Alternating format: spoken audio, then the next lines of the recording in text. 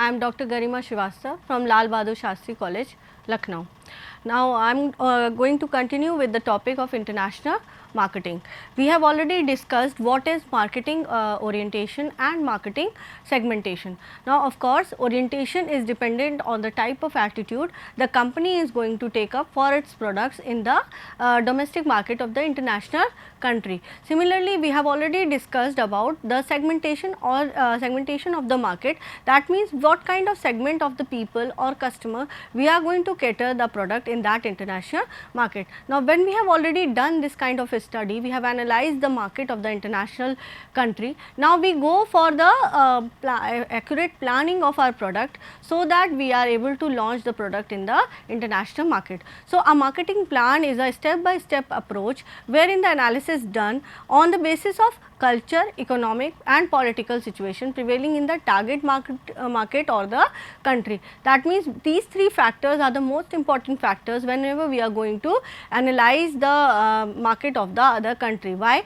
Because the country may be available with many kinds of culture, its economic condition is also important, because our revenue is going to be generated from that international country only. So, if the people have the pocket size, they will be willing to buy your product, there will be a higher demand for your product.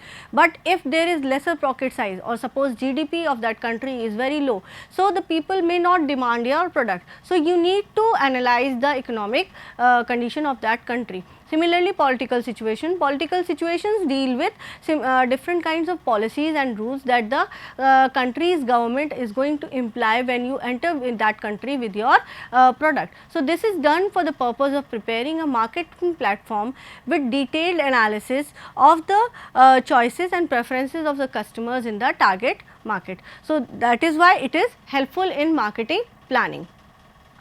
So, now when we talk about market plans, it may be divided into four phases or four steps. So, very first step, we identify the target market and build the relative priorities for the resource allocation. Now, there are 2 points in this particular phase, this we have already studied. When we are going to identify the target market, that means we are going to make market segmentation, we are going to divide the market into various segmentation, or we are going to analyze, we are going to filter the customers we are going to cater in that particular market. So, whenever we talk about segmentation, there can be segmentation on the basis of geography, it can be segmentation on the basis of demographic segmentation, then gender segmentation and many other segmentations are taken up. So, why this kind of segmentation is being done? So, as to build up a very close relationship with the culture of that particular country. So, that is why we go for segmentation of the market, and ultimately when we know about the market, when we know about the segment to which we are going to cater our product, it is going to build the priorities for resource allocation. Now, that means whether you are going to allocate the resources from the home country, as we have already talked in ethnocentric approach, or we are going to hire the people from the same country or the third nation country, as we say in the polycentric approach. Now, second phase, it deals with fixing of the positioning approach for each target market. Now, that means you have already found the market, found the people who are going to take up your product, you are clear with your attitude, what kind of strategic decisions you are going to take up in that particular international market. Now, you are going to fix that where you are going to position your market. Now, that position your product. Now, that means positioning will be a particular platform, a particular common platform where most of the people will be available to, or where most of the people will get access to your product. Now, it fixes the positioning approach for each target market. The aim is to match the requirement with the needs and needs based on the analysis. Now, of course, for example, we can take up if we want to sell seeds. Now, of course, the requirement of seeds is mostly to the farmers. So, such kind of seed display or such kind of seed retail should be placed positioned at a place near to the villages, so that farmers from the villages may move to this particular position and they can buy its seeds. Similarly, for other products also. So, when we target our market, we also need to check that what is the perfect place or what is the perfect platform where the people from this target market will move in search of your product. Then the third phase, it includes the preparation of the marketing plan. Now, of course, we are aware of our product, we are aware of our market, we are aware of the positioning. Now, we need to make plans. That means, if we are going to display our product, it will include cost. If we are going to package our product, if we are going to differentiate our product, it is going to include cost. So, all this will be done by the way of marketing planning.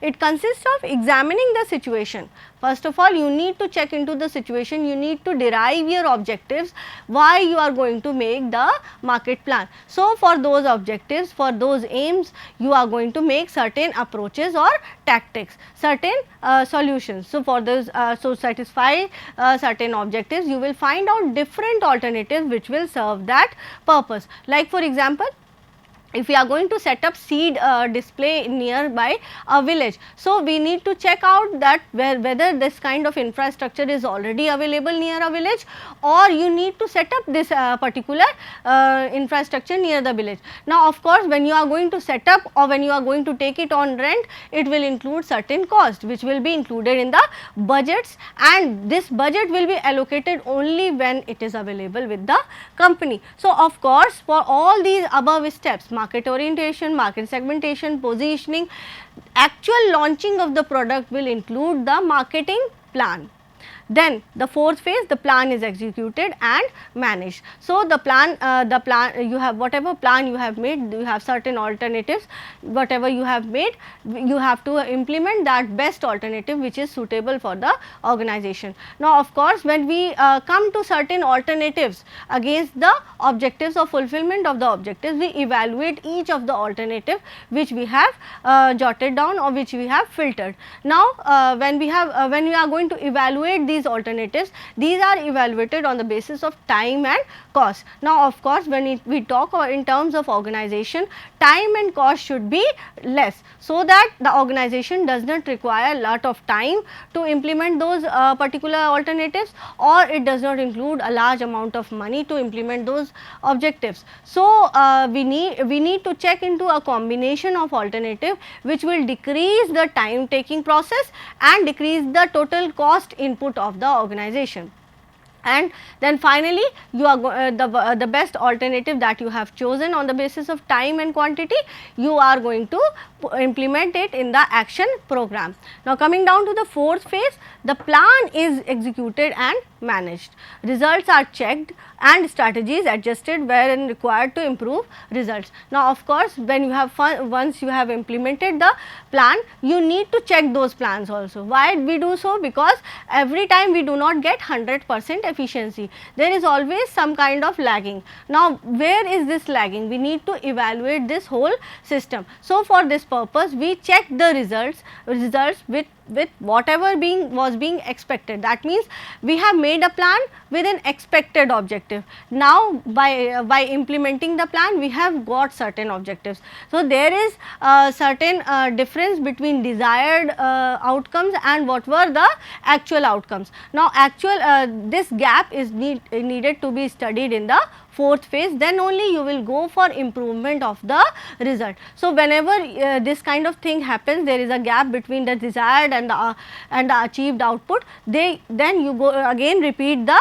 process of the implementation or the planning process, and you again go back to the very first stage where the main objectives were made. You check each and every step, and wherever rectifications are necessary, you go for improving the process of market plans.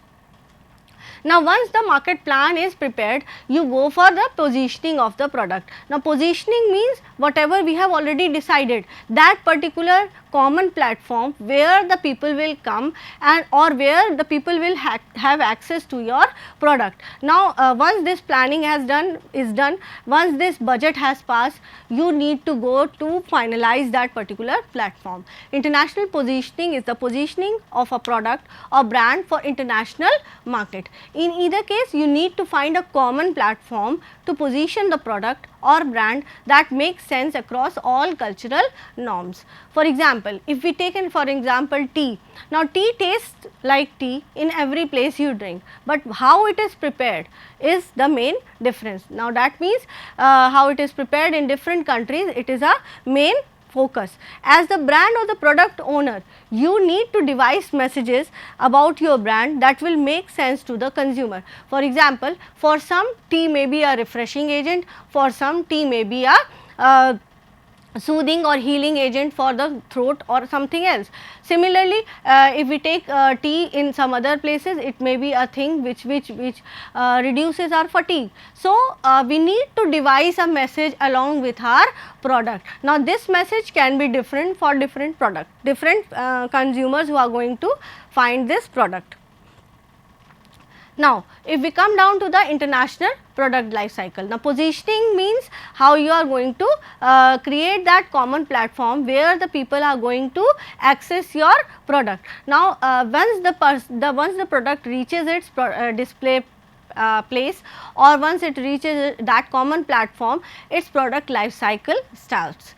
Now, when we talk about international products, when we talk about the life cycle of the products, now we can say that this kind of theory was given by Raymond Vernon in midst of 1960s. Now, when we talk about international product life cycle, it is somewhat different to the product life cycle in the domestic market.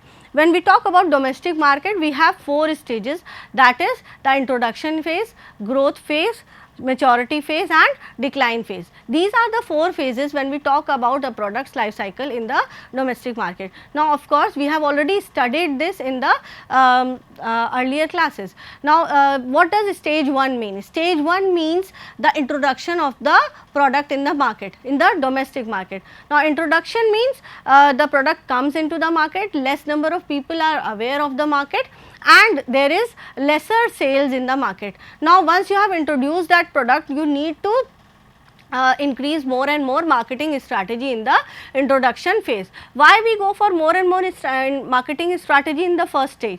So that more and more people become aware of your product. So, once it reaches, the people start becoming aware about your product, they come and start buying your product, they start liking your product. So, your sales start increasing in the growth phase. Now, in the growth phase, once your sales starts increasing, the competitors in the local market also start increasing.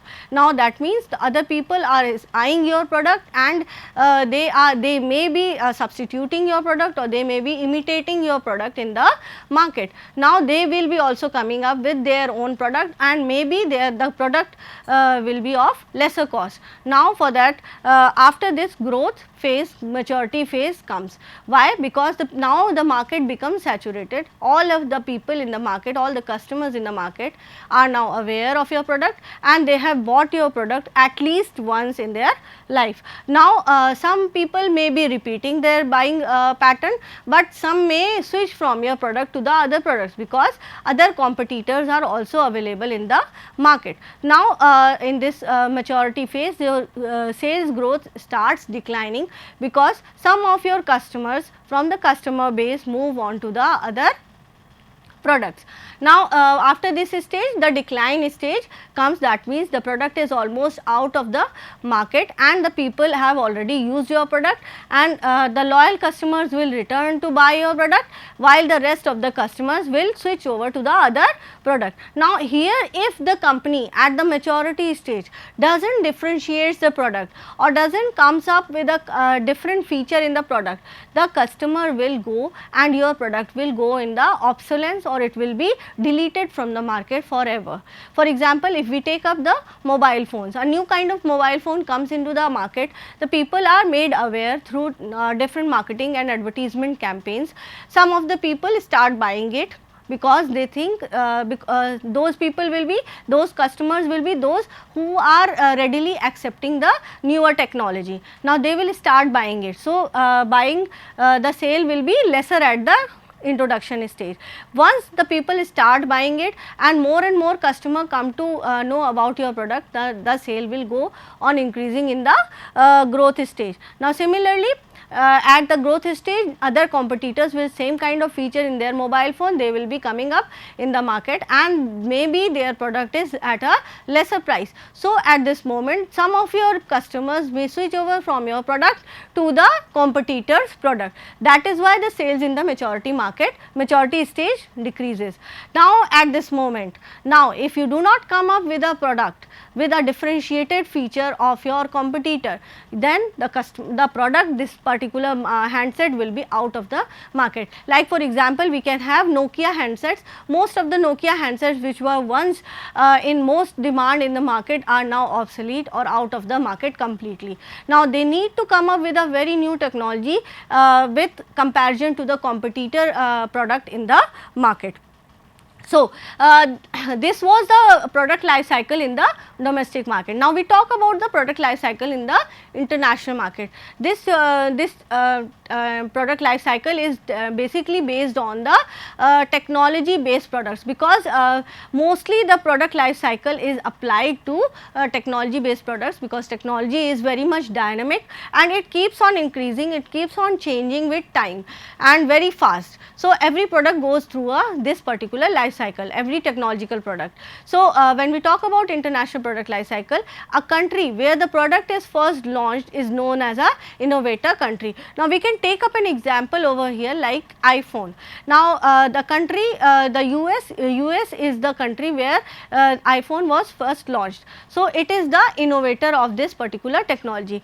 Now, when we talk about international product life cycle, always an innovator will end up as an importer. Now, I will tell you how. Now, all this is based on the product life cycle of this product in the international market. Now, coming down to the stages of international product life cycle, like domestic product life cycle, international product life cycle is somewhat different. It has following 3 stages: new product, maturing product, standardized product. I have already taken up the example, for example, iPhone. Now, when we talk about a new product, iPhone is launched in US. Some of the people are aware of this particular new handset and they start buying it. The cycle always begins with the introduction of a new product. In this stage, a corporation in the developed country will innovate the new product. Now, why we have taken developed country? Because developed country has sufficient capital, has sufficient money so as to invest into the new product development. So, mostly the innovative products, innovative products, they come up from the developed country. So, once this iPhone comes up, the people are made aware through different marketing or advertising strategies, and people start buying the product. Now, market for this product will be small and sales will be relatively low as a result. Why this will be so? Because lesser number of people are aware, and of course, when a product is new in the market, innovative product, it may be at a very high cost. So, all of the people in the market will not be available to buy your product. So, Vernon deduced that the innovative products are more likely to be developed in the developed nations, because buoyant economy means that the people have more disposable income to use on the new product.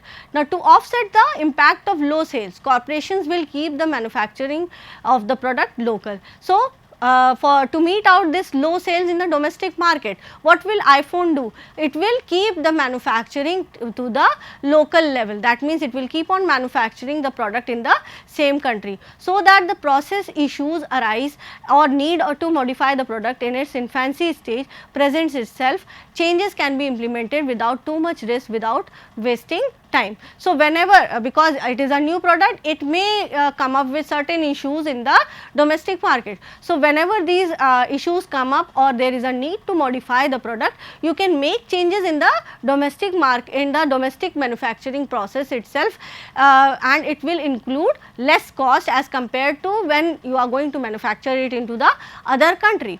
as the sale increases, now what happens after this, the sale starts increasing, because you are keeping on changing your product, you are keeping on improving your product, and people are becoming more and more aware of your product. Now the sales slowly starts increasing. Now corporate may start to export the product out to the other developed nation to increase the sales and revenue. It is the straightforward step towards the internationalization of the product, because appetites of people within developed nation tend to be quite similar.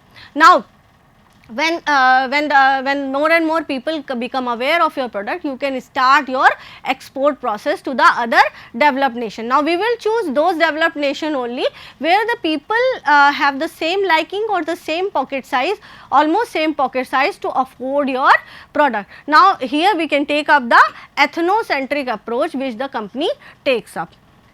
Now second stage is the maturity stage. At this point, when the product has firmly established demand in the developed country, now that means you have already started exporting your product in the first stage. Now you once this exporting goes on increasing, that means more and more demand is being generated in the developed country. So when the demand is more in the developed country, you will start delivering the product in the developed country. So it will go on, the sale of the product will go on increasing. The manufacturer of the product will need to consider opening of production plants locally in each of the developed country to meet the demand. Now once the demand level is so much that you are not able to meet that demand by manufacturing it locally in the home country, now what US will do? US will start manufacturing this iPhone in those developed countries also where the demand is too much. Now that means the people in that particular countries, wherever you are going to export iPhone, the demand of the iPhone is too much and you are not able to meet it at the local level. You are going to set up production plants in those developed countries also. As the product is being produced locally, the labor cost and export cost will be decreased. Now of course, when we start manufacturing locally in that developed country, the labor cost and the other export costs will decrease, thereby reducing the unit cost and increasing the revenue. That means per unit cost of that particular iPhone will be decreased, and more and more people will again start buying your product because its MRP has decreased, its unit cost has decreased, and ultimately it will increase your revenue. Now product development can still occur at this point. Now that means at the maturity stage also you will keep on developing your product, you will keep on improving, keep on adding features, differentiating your product so as to compete with the competitors in the local domestic market of that country also, because where we have already talked about the domestic market product life cycle, because when it reaches the growth stage, the competitors also start manufacturing the product of the same quality as you are producing. That means again you need to keep on developing your product to compete with those competitors or substitute products in the domestic market. Now product development can still go on. Appetite for the product in developed country will continue to increase in this stage. Now that means when we are keeping on developing the product, improving the product, it will keep on increasing the sales of the product or demand of the product in the maturity stage also. Although the unit cost has decreased due to the decision to produce the product locally, the manufacturer of the product will still require a high skilled labor. Now of course, when we are going for decreased cost, we have decreased cost by manufacturing it locally in that home country, but still manufacturing of technology based products may require highly skilled labor force. Now highly skilled labor force from that particular home country only will also incur cost, because highly skilled labor will mark for high salaries from the people. So local competition to offer alternative start to form. That means again you will not be able to decrease the cost so much that you will be able to compete with the local competitors who are coming up with their competitive products. So some kind of booming of the competitor product starts happening in this stage. The increase in product exposure begins to reach the countries that have less developed economy. Now what happens? Now you have exhausted your limit of the developed economies. That means you have already reached the limit, you have reached the demands that has been developed in, that have been introduced in the developed countries. Now what happens? You need to move to the developing economies, so as to increase the revenue more and more. Now you need to move to the developing economies and demand of nation starts growing. Now we come down to the third stage of international life cycle, which says product standardization and streamlining of the manufacturing. Now product standardization in itself, it means it is a standardized product and it is available all over the world. Now that means only developed nation will not be getting it, or only developing nations will not be getting it. All the three kinds of nations will be getting the product. That means developed, developing and underdeveloping countries. Exports to nations with less developed economy begin in earnest. Competitive products offer saturate the market, which means the original purveyor of the product loses their competitive edge on the basis of innovation. In response to this, rather than continuing to add new features to the product, the corporate focuses on driving down the cost of the product process to manufacture the product. They do so by moving production to the nations where the average income is much lower. Now that means they start manufacturing the product in those countries also where average income is lower. That means in developing countries, and standardizing and streamlining the manufacturing methods needed to make the product.